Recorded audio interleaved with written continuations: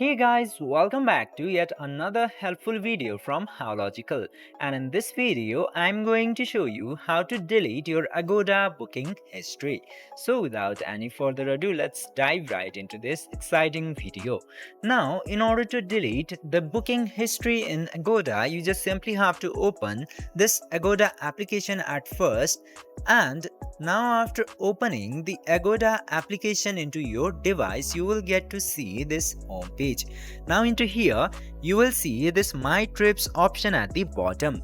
Just simply tap into that My Trip option, and after that you will get to see so many options into here. And from this section, you just simply have to select the booking which you want to delete, and after selecting the booking you will get to see the clear or delete history button directly, and after selecting those options your Agoda booking history will successfully be deleted. Sorry that I cannot show it manually because I don't have any bookings into my Agoda. I hope you will find that option and delete your booking history successfully. I hope this video was helpful for you.